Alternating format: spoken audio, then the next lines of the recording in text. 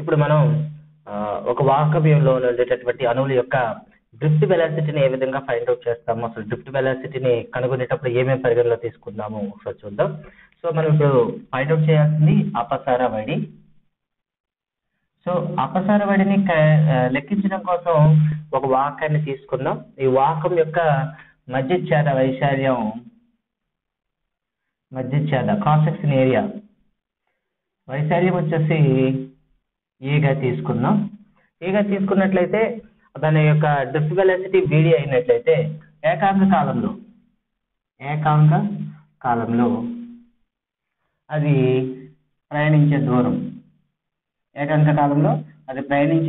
వచ్చేసి ఎంత అవుతుందంటే దాని యొక్క వెలాసిటీకి సమానం అవుతుంది. అంటే ఇక్కడ వాహకం అనేది ఈ విధంగా మనం పరిశీలిద్దాం.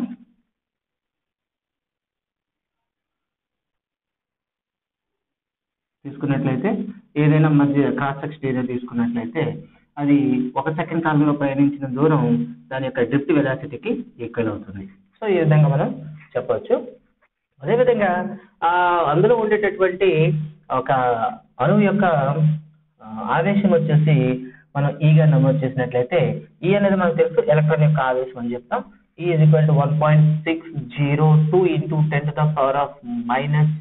10⁻⁻19 కూలుంబ్ ఉంటుంది, ఇది అందరికీ తెలిసిందే. సో ఇలా మనం మధ్యఛేద వైశాల్యంలో ఒక ప్రమాణ దూరంలో తీసుకున్నట్లయితే ఈ మొత్తం అనేది దాని యొక్క ఘనపరిమాణం అవుతుంది.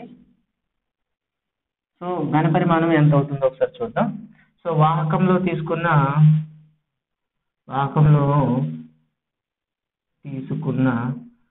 స్థల ఘనపరిమాణం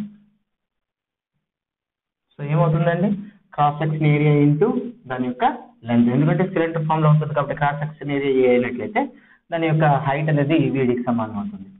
సో అలా అయితే ఒక అణువు వచ్చేసి ఇంత ఆవేశాన్ని కలిగి ఉంది అనుకుంటే ఆ సాంద్రతలో ఉండే మొత్తం అణువులు అనేవి n అనుకుందాం.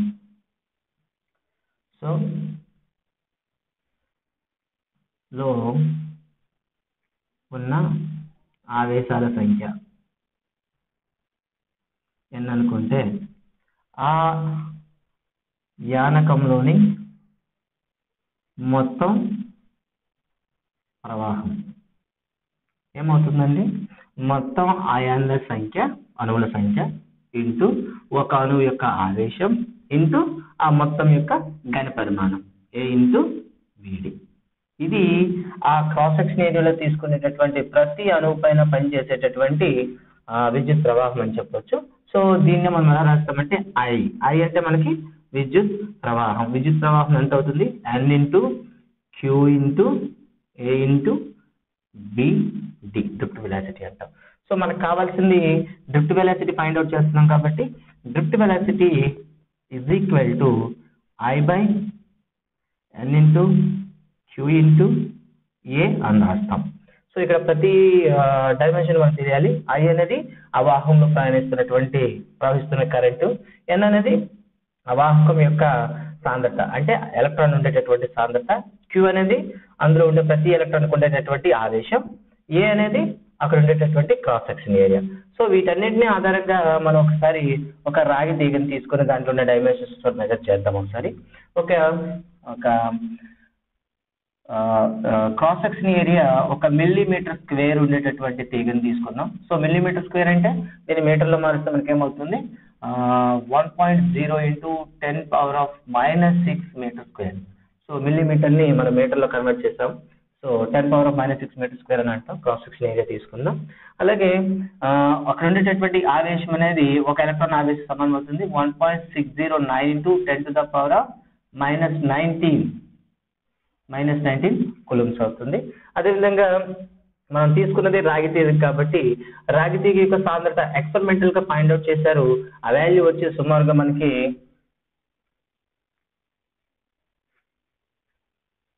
రాగి తీగ యొక్క తీగలో ఉండేటటువంటి అంటే ఒక క్యూబిక్ మీటర్లో ఉండేటటువంటి ఎలక్ట్రాన్ల సాంద్రత చూసినట్లయితే 8.5 × 10⁻28 గా మనకి నమోదవుతుంది. అంటే ఒక మీటర్ క్యూబ్ లో ఇంత ఛార్జ్ ఉంటుంది అని అంటాం. అదేవిధంగా ఆ వాహకంలో కరెంట్ అనేది ఒక యాంపియర్ ప్రసరించినట్లయితే సో మొత్తంగా ఆ రాగి తీగ ఏదైతే అనుకున్నామో ఆ రాగి తీగలో ఒక యాంపియర్ కరెంట్ ప్రవహిస్తుంది అనుకుందాం. అలా అయినప్పుడు drift velocity is equal to మనకున్న formula I by N into Q into A.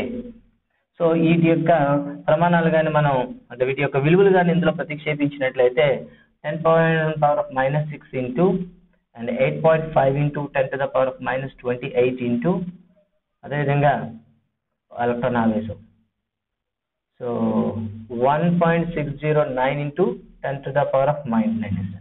ఇవన్నీ మనం సింప్లిఫై చేసినట్లయితే మనకు సుమారుగా 0.07 మిల్లీమీటర్ పర్ సెకండ్ గా మనం పరిశీలించవచ్చు. అంటే ఇంత డ్రిఫ్ట్ వెలాసిటీతో మనకి రాగి తీగలు అనేవి ఎలక్ట్రాన్లు కదులుతూ ఉంటాయి. ఇది అంటే చాలా నెమ్మదిగా కదులుతుంటాయని మనం చెప్పవచ్చు. ఎప్పుడైతే ఇవి డ్రిఫ్ట్ వెలాసిటీతో కదులుతునేటప్పుడు ఎప్పుడైతే విద్యుత్ క్షేత్రంలో పెట్టామో అన్ని అణువులు కూడా ఒకేసారి త్వరణాన్ని పొంది అక్కడ విద్యుత్ ప్రవాహాన్ని కలిగింపజేస్తాయి. ఈ విధంగా మనం డ్రిఫ్ట్ వెలాసిటీని ఫైండ్ అవుట్ చేయొచ్చు. అదేవిధంగా పొటెన్షియల్ భేదం అంటే ఏమిటి ఒకసారి చూద్దాం. పొటెన్షియల్ భేదం తర్వాత విషయం వచ్చి మనకి పొటెన్షియల్ భేదం అంటే ఏంటి ఒకసారి చూద్దాం. ఇంతకు ముందు చెప్పాం ఏదైనా సరే ఒక ఆవేశం సమక్షంలోకి విద్యుత్ వాహకం తీసుకొచ్చినట్లయితే విద్యుత్ వాహకంలో ఏముంటాయి మనకి స్వేచ్ఛ ఎలక్ట్రాన్లు ఉంటాయి. స్వేచ్ఛ ఎలక్ట్రాన్ల పైన ఈ విద్యుత్ క్షేత్రం అనేది కొంత బలం ప్రయోగిస్తుంది. సో స్వేచ్ఛ ఎలక్ట్రాన్ పైన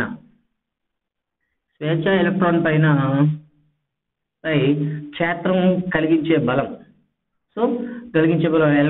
ఎలక్ట్రిక్ ఫోర్స్ కాబట్టి దాన్ని ఎఫ్ఈగా మనం చెప్పుకుందాం. ఈ ఎలక్ట్రిక్ క్షేత్రం కలిగించినటువంటి బలం ఎఫ్ఈ అయితే అది ఈ బలాన్ని ఉపయోగించి ఎల్ దూరం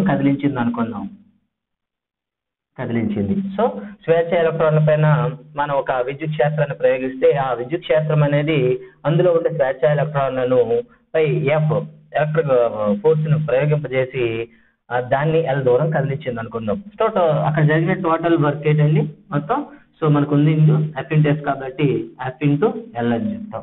అయితే ఇది మొత్తం ఆవేశం మీద చేసినటువంటి పని. సో ఇప్పుడు మనకు కావాల్సింది ఏంటి ఒక ఆవేశం పైన ఏకాంక అంటే ఒక ఆవేశం పైన పై జరిగిన పని ఒకసారి చూద్దాం. సో జరిగిన పని కావాలంటే ఏం చేస్తాం అక్కడ మొత్తం క్యూ చార్జ్ అని అనుకుంటే మనకు 1 చార్జ్ కావాలన్నప్పుడు ఏం చేస్తాం W/Q చేస్తాం. therefore Fe into L/Q అంటాం. దీన్నే మనం ఏమంటామంటే విద్యుత్ చాలక బలము అంటాము. సో దీన్ని ఏమంటాం విద్యుత్ చాలక బలము అంటాము లేదా దీన్నే మనం పొటెన్షియల్ భేదము అంటాము. పొటెన్షియల్ భేదాన్ని మనం వోల్టుల్లో మెజర్ చేస్తాము కాబట్టి దీని ప్రమాణాలు వోల్టులుగా రాస్తాము. సో ఎగ్జామ్ లో మనకి ఎలా అడుగుతాడు 1 volt is equal to dash అని అడుగుతాడు. 1 volt is equal dash అంటే ఒక జౌల్ పని చేయడానికి ఒక కులూంబ్ ఆవేశం ఉపయోగించినట్లయితే అక్కడ ఉన్న పొటెన్షియల్ భేదం 1 volt అని చెప్తాము. ఓకే ఈ విధంగా మనకి పొటెన్షియల్ డిఫరెన్స్ అనేది మనం చెప్పడం జరుగుతుంది. అయితే ఒక బ్యాటరీలో ఒక యానకంలో కానివ్వండి ఒక బ్యాటరీలో కానివ్వండి విద్యుత్ వాహకం ఎటువైపు నుండి ఎటువైపు జరుగుతుంది అనే దాని మీద చాలా సందేహాలు ఉంటాయి. సో ఒక యానకంలో విద్యుత్ ప్రవాహం ఎటువైపు నుండి ఎటు జరుగుతుంది అనేసరికి సందేహం వస్తుంది. సో ఫస్ట్ ఆఫ్ ఆల్ మనం డ్రిఫ్ట్ వెలాసిటీ తీసుకున్నట్లయితే డ్రిఫ్ట్ వెలాసిటీ మనం చేసేటప్పుడు I is equal to మనం ఇంతకుముందు మనం ఫార్ములా రాసుకున్నాం ఏంటది NQ into AD.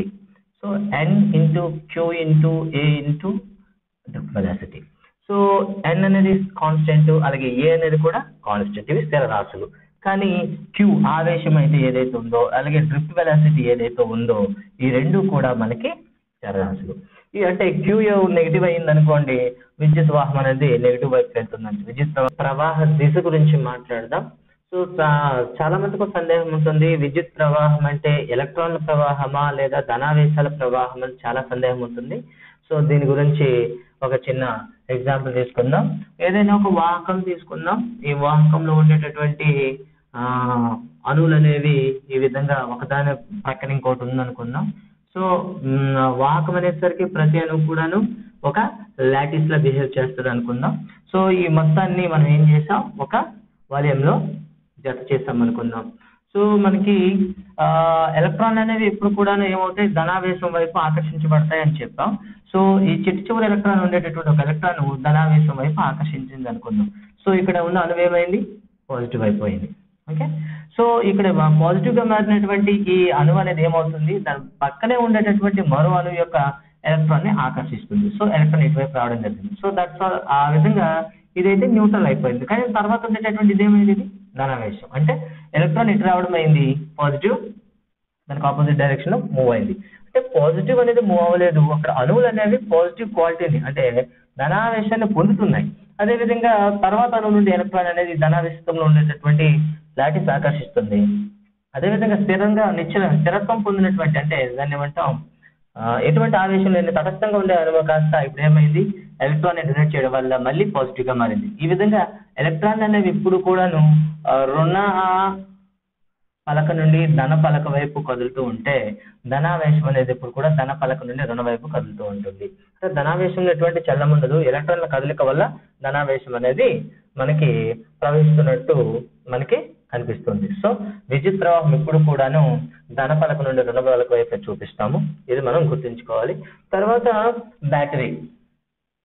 So battery ఏ విధంగా పనిచేస్తుంది, అసలు బ్యాటరీలో ఉండేటటువంటి ఎటువంటి మార్పులు ఉంటాయా అనేది నెక్స్ట్ కాన్సెప్ట్ మనకి ఉంది టెక్స్ట్ బుక్ లో. సో బ్యాటరీ అనేసరికి మనకి ఏముంటుంది, ఒక 2 ధ్రువాలు ఉంటాయి. సో 2 పలకలు అనేవి ఇవ్వడం జరుగుతుంది. సో ధనావేశం ఉండే పలకని మనం ఏమంటాం, యానోడ్ అంటాం. అలాగే రుణావేశం ఉండేటటువంటి పలకని కాథోడ్ అంటాం. సో ఇక్కడ మనం గమనించాలి, ఈ 2 పలకలు ఉన్నట్లయితే ఈ పలకల వైపు చలనాలు ఏ విధంగా జరుగుతాయి అనేది చాలా మంది సందేహం ఉంటుంది. సో మనం బ్యాటరీ తీసుకున్నాం అనుకుంటే 2 ధ్రువాలతో పాటు మధ్యలో మనం ఏం వేస్తాం, విద్యుత్ విశ్లేష్యం వేస్తాం. విద్యుత్ విశ్లేష్యము, దీన్ని ఎలక్ట్రోలైట్ అంటాం. సో ఎలక్ట్రోలైట్ అనేది ఏం చేస్తుందంటే అక్కడ ఉండేటటువంటి అణువుల్ని రుణావేశ ఆయాన్లుగాను ధనావేశ ఆయాన్లుగా విచ్ఛిన్నం చేస్తుంది.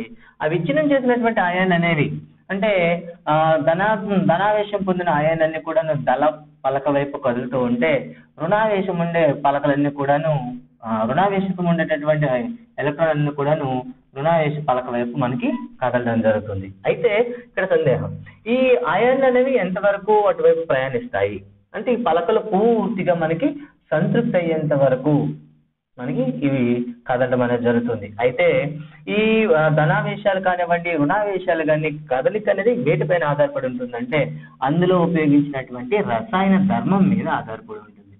అక్కడ రసాయన ఏ పదార్థం అయితే వాడామో ఆ రసాయన పదార్థ ధర్మం పైన ఆధారపడి ఉంటుంది. అంటే మన సాధారణంగా ఘటాల గురించి చెప్పేటప్పుడు హెచ్సిఎల్ కానీ H2SO4 గురించి మనం మాట్లాడుతుంటాం. ఒక బలమైన హెచ్సిఎల్ కానీ బలమైన H2SO4 కానీ యూజ్ చేసినట్లయితే ఆ ఆయాన్లు ఎక్కువగా పలకల వద్ద పోగవుతాయని చెప్పవచ్చు.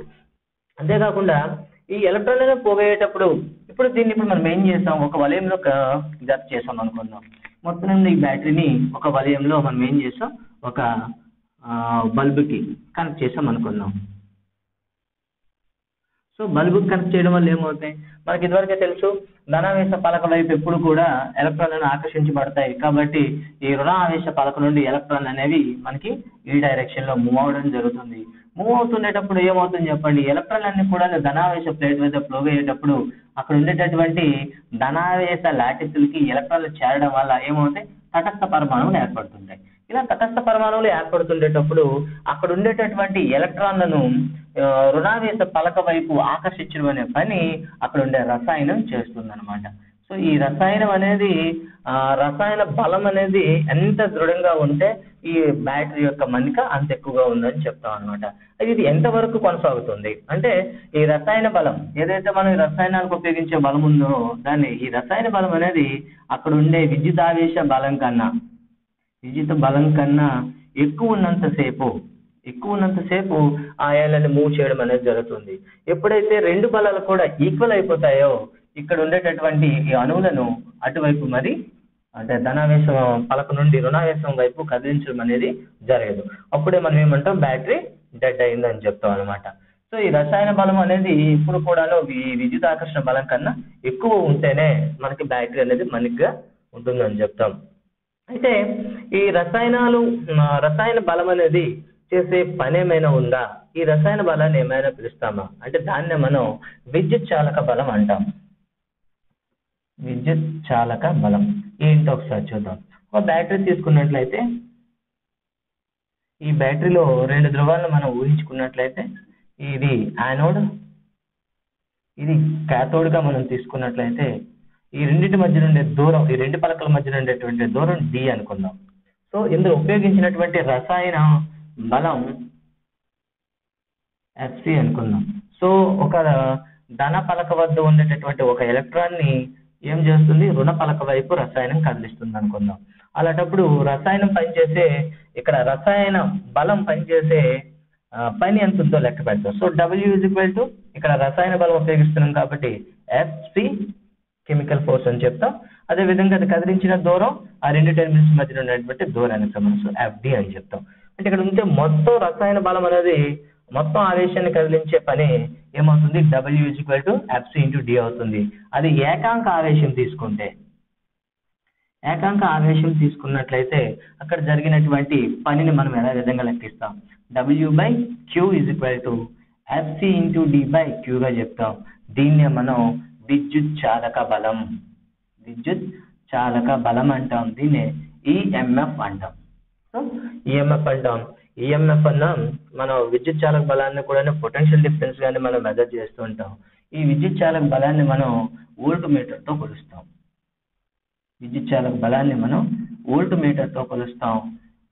దీనికి ప్రమాణాలు ఏమిటంటే వోల్ట్లను కూడా చెప్తాం అనమాట. ఈ విధంగా బ్యాటరీ యొక్క EMF ను, అలాగే బ్యాటరీ పనిచేసే విధానాన్ని, అలాగే బ్యాటరీ మన్నికను కూడా చెప్తాం. మరి రీఛార్జబుల్ బ్యాటరీలో ఏమవుతుంది, ఎప్పుడైతే రసాయనిక బలం అనేది బలహీన పడుతుందో మనం తిరిగి ఛార్జ్ పెట్టడం వల్ల టెర్మినల్స్ కి ఆవేశం కల్పించి ఆ రసాయనంలో ఉండేటటువంటి అణువులను తిరిగి మనం ఏం చేస్తాం, రెండు పలకల వైపు విరుద్ధ పలకల వైపు కదిలేటట్టు చేయడం వల్ల తిరిగి మళ్ళీ అందులో పొటెన్షియల్ డిఫరెన్స్ ఏర్పాటు చేయడం వల్ల మళ్ళీ బ్యాటరీ మన్నిక తీసుకురావడం అనేది జరుగుతుంది. విద్యుత్ ప్రవాహానికి పొటెన్షియల్ భేదంకి ఏమైనా సంబంధం ఉందా అనే దానిపైన మనం ఒకసారి పరిశీలించాలి. సో ఈ రెండింటికి సంబంధించి ఒక చిన్న ప్రయోగం మనకి ఇవ్వడం జరిగింది. ఒక సాధారణ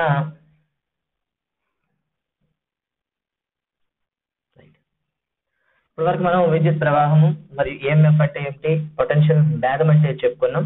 అయితే వీటిని ఏ విధంగా మెజర్ చేస్తారు అనేది కూడా మనం ఒకసారి గమనించాలి. సో ముందుగా విద్యుత్ ప్రవాహాన్ని తీసుకుందాం. విద్యుత్ ప్రవాహాన్ని ఇప్పుడు కూడా మనం అమ్మీటర్ తో కొలుస్తాం. సో అమ్మీటర్ ఇప్పుడు కూడాను శ్రేణి సంధానంలో కలపాల్సి ఉంటుంది. శ్రేణి సంధానం అంటే వలయంలో దాన్ని కూడాను ఒక మధ్యస్థంగా కలపాల్సి వస్తుంది. ఇలా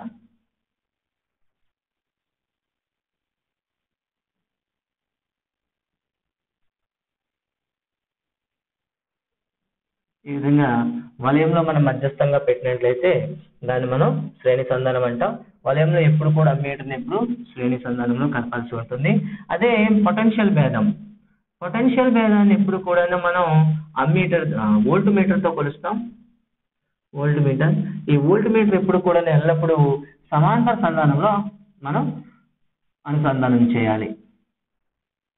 అంటే దీన్ని డయాగ్రామ్ లో అడిగితే మనం ఏ విధంగా చేస్తాం,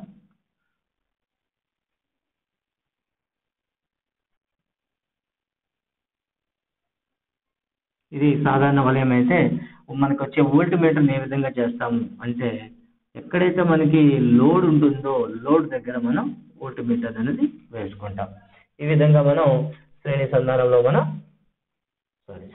ఈ విధంగా సమాంతర సంధానంలో మనం వోల్ట్ మీటర్ అనేది కలపడం అనేది జరుగుతుంది. ఈ విధంగా వలయంలో విద్యుత్ ప్రవాహానికి పొటెన్షియల్ భేదానికి ఏమైనా సంబంధం ఉందా అంటూ ఒక చిన్న ప్రయోగం చేయడం జరిగింది. ఒక చిన్న ప్రయోగం చేద్దాం ఒకసారి. ముందుగా ఒక వలయం తీసుకుందాం. సాధారణంగా వలయంలో విద్యుత్తుని పెంచడానికి లేదా తగ్గించడానికి ఉపయోగించే పరికరాన్ని రియోస్టాట్ అంటాం. గుర్తుంచుకోవాలి, ఒక వలయంలో విద్యుత్ ప్రవాహాన్ని పెంచడాన్ని లేదా తగ్గించడాన్ని నియంత్రించడానికి ఉపయోగించే పరికరాన్ని రియోస్టాట్ అంటాం. ముందుగా ఒక వలయంలో రియోస్టాట్ ని తీసుకోవాలి. అలాగే బ్యాటరీని, అలాగే అమ్మీటర్ను, అదేవిధంగా టాప్ కీను మనం ఈ వలయంలో చూపిన విధంగా మనం అనుసంధానం చేసుకోవాలి. అలాగే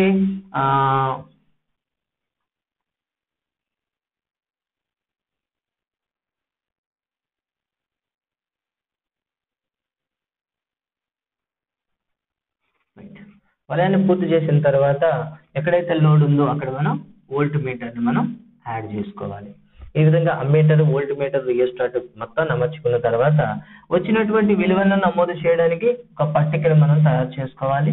సో ఈ పట్టికలో ఒకవైపు అమ్మీటర్ రీడింగ్స్, ఇంకో దాంట్లో వోల్ట్ మీటర్ రీడింగ్స్ మనం పరిశీలించి అంటే వాటిని నమోదు చేసుకున్నట్లయితే మనకి ఒకసారి ఏ విధంగా వాటి మధ్య రిలేషన్ ఉంటుందో తెలుస్తుంది. ముందుగా టాప్ కీని క్లోజ్ చేసి ప్రతి సందర్భంలో అంటే 1 ఆంపియర్ ఉండేటప్పుడు, 2 ఆంపియర్లు ఉండేటప్పుడు, 3 ఆంపియర్లు ఉండేటప్పుడు ఈ వోల్ట్ మీటర్ రీడింగ్స్ ఎంత ఉందో ఒకసారి మనం చెక్ చేస్తుండాలి. ఈ రియోస్టాట్ సహాయంతో ప్రతిసారి కూడా వలయంలో విద్యుత్ ప్రవాహాన్ని మారుస్తూ అక్కడ ఉండేటటువంటి అమ్మీటర్ కానివ్వండి, వోల్ట్ మీటర్ రీడింగ్స్ కానీ మనం నమోదు చేసినట్లయితే ఈ రెండింటి మధ్య రిలేషన్ మనం చూసినట్లయితే సో అమ్మీటర్ లో వచ్చిన రీడింగ్ ని మనం ఏమంటాం? కరెంట్ అంటాం. వోల్ట్ మీటర్ లో వచ్చిన రీడింగ్ ని మనం ఏమంటాం? పొటెన్షియల్ డిఫరెన్స్ అంటాం.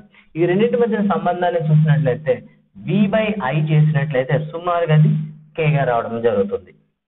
సో సాధారణ బల్బ్ పెట్టి ప్రయోగం చేసేటప్పుడు V మరియు I ల మధ్య సంబంధాన్ని మనం ఏ విధంగా చూడొచ్చు అంటే V/I చేస్తే K గా రావచ్చు అని చెప్తాం అనమాట. దీన్నే మనం ఏమంటామంటే ఓమ్స్ లా అంటాము. ఓం నియమము. ఈ ఓం నియమాన్ని ప్రతిపాదించింది జర్మనీ సైంటిస్ట్ అయినటువంటి సైమన్ జార్జ్ ఓం. అతని పేరు మీదుగా ఈ నియమాన్ని ఓమ్స్ లా అని చెప్పడం జరుగుతుంది. ఓమ్స్ లా ప్రకారం ఓకే ఆయన చెప్పింది ఏంటంటే ఏదైనా ఒక వాహకంలో విద్యుత్ ప్రవాహం అనేది దాని విద్యుత్ పొటెన్షియల్ భేదానికి అనులోమానుపాతంలో ఉంటుంది అని చెప్పడం జరిగింది. అంటే వలయంలో ఉండేటటువంటి విద్యుత్ చాలక బలం లేదా పొటెన్షియల్ భేదం అనేది దానిలో ఉండే విద్యుత్ ప్రవాహానికి ఎల్లప్పుడూ కూడా అనులోమానుపాతంలో ఉంటుందని చెప్పడం జరిగింది. ఇక్కడ ఏదైనా ఒక స్థిరాంకాన్ని తీసుకున్నట్లయితే V=I/R గా చెప్పడం జరిగింది. దీన్నే మనం ఓమ్స్ లా అంటాం. ఓమ్స్ లాలో ఈ స్థిరాంకాన్ని మనం ఏమంటామంటే నిరోధం అని పిలుస్తాం. ఓమ్స్ నియమం ప్రకారం అందులో ఉండే స్థిరాంకాన్ని మనం ఏమని పిలుస్తాం? నిరోధం అని పిలుస్తాం. నిరోధానికి ప్రమాణాలు ఆయన పేరు మీదగే ఓమ్స్ అని మనం చెప్పడం జరుగుతుంది. ఓమ్స్. దీనికి గుర్తుగా మనం ఈ ఓమ్స్ సింబల్ని యూజ్ చేస్తాం అన్నమాట. ఈ విధంగా మనకి వలయంలో ఉండేటటువంటి పొటెన్షియల్ భేదానికి అదేవిధంగా విద్యుత్ ప్రవాహానికి మధ్య సంబంధం ఉంటుంది. ఇదే ప్రయోగాన్ని ఈ బల్బ్ ప్లేస్ లో మనకి ఒక ఎల్ఈడి పెట్టి చూడండి ఒకసారి. ఎల్ఈడి పెట్టి చూసినట్లయితే వాటి యొక్క గణాంకాన్ని కూడా మనం నమోదు చేసి ఈ రెండింటి గణాంకాన్ని గ్రాఫ్ పైన మనం ప్లాట్ చేసినట్లయితే సో సాధారణ బల్బు పెట్టేటప్పుడు అంటే VI కానీ తీసుకున్నట్లయితే అది ఒక సరళ రేఖ రావడం జరుగుతుంది. అదే ఎల్ఈడి చేసిన ప్రయోగంలో మనకి ఏమవుతుందంటే ఒక కర్వ్ రావడం జరుగుతుంది. అంటే ఇక్కడ ఈ మొదట మనం చేసినటువంటి బల్బు ప్రయోగంలో అక్కడ ఉండేటటువంటి ఆ బల్బ్ అనేది ఓం నియమాన్ని పాటించింది కాబట్టి ఇక్కడ మనకి సరళ రేఖ అనేది ఆయన చెప్పినట్టు V=I కి సంతృప్తిపరుస్తుంది. కానీ ఎల్ఈడి చేసిన ప్రయోగంలో వచ్చినటువంటి రిజల్ట్ అనేది ఒక వక్రాన్ని సూచిస్తుంది. అంటే అది ఓం నియమాన్ని పాటించదు అని చెప్పవచ్చు. ఈ విధంగా ఓం నియమాన్ని పాటించేవి, ఓం నియమాన్ని పాటించనివి అని రెండు రకాలుగా మనం చెప్తుంది. ఓం నియమాన్ని పాటించే వాటిని ఓమీయ వాహకాలు అంటారు. ఓం నియమాన్ని పాటించిన వాటిని అవోమీయ వాహకాలు అంటారు. ఈ విధంగా మనం వాహకాలను మనం రెండు రకాలుగా చెప్తాం. అవోమీయ వాహకాలకు ఉదాహరణగా మనం ఎల్ఈడి, అలాగే డయోడ్, అలాగే ట్రాన్సిస్టర్, అదేవిధంగా అర్ధవాహకాలు అయినటువంటి సిలికాన్, జర్మేనియం, గాలియం ఇవన్నీ కూడా మనకి అర్ధలోహాలుగా ఉంటాయి. ఇవేమి కూడా ఓం నియమాన్ని పాటించవు. ఈ విధంగా ఓం నియమాన్ని పాటించేవి ఓమీయ వాహకాలు అంటారు. ఓం నియమాన్ని పాటించిన వాటిని అవోమీయ వాహకాలు అంటారు. ఇది మన పాఠ్యపుస్తకంలో ఉన్నది. సో బయటకు వెళ్ళడం లేదు. సో పాఠ్యపుస్తకంలో ఉన్నంత వరకు ముందు కంప్లీట్ చేద్దాం. ఇది మనకు ఓమ్స్ నియమానికి సంబంధించిన సమాచారం.